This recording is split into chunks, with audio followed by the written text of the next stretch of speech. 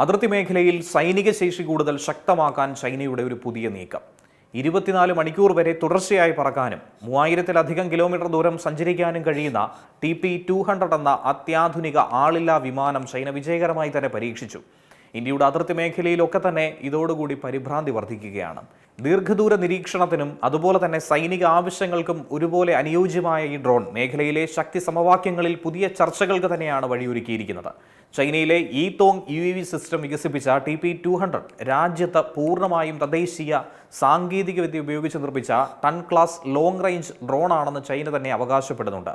Civil aviation മാനദണ്ഡങ്ങൾ പാലിച്ചുകൊണ്ട് നിർമ്മിച്ച ഈ ഡ്രോൺ ആദ്യ പരീക്ഷണ പറക്കൽ വിജയകരമായി പൂർത്തീകരിച്ചുവെന്ന റിപ്പോർട്ടും പുറത്തു വരുന്നുണ്ട്.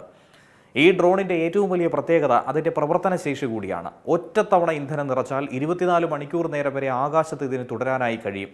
ഏകദേശം 3000 കിലോമീറ്റർ വരെ ഇതിന് ദൂരം സഞ്ചരിക്കാനായി സാധിക്കും. മണിക്കൂറിൽ 200 കിലോമീറ്റർ വേഗതയിൽ പറക്കാനും കഴിയും.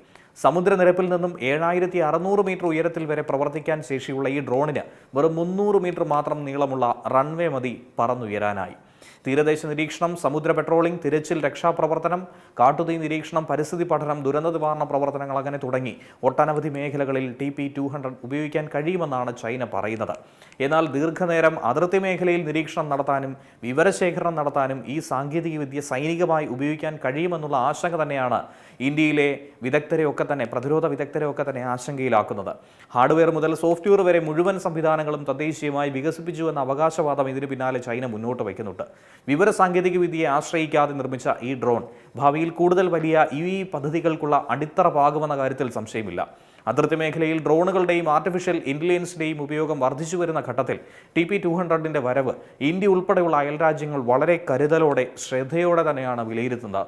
ഇത് വെറും ഒരു ഡ്രോൺ പരീക്ഷണമല്ല, മറിച്ച് ഭാവിയിലെ യുദ്ധരീതികളിലേക്കുള്ള ചൈനയുടെ മറ്റൊരു നിർണായക ചുവടുവയ്പായി കൂടി ഇതിനെ വിലയിരുത്താവുന്നതാണ്. ഏറ്റവും പുതിയ വാർത്തകളും വിശേഷങ്ങളും വിരൽ തുമ്പിലറിയാൻ Zee മലയാളം ന്യൂസ് എല്ലാ ഡിജിറ്റൽ പ്ലാറ്റ്ഫോമുകളിലും ലഭ്യം.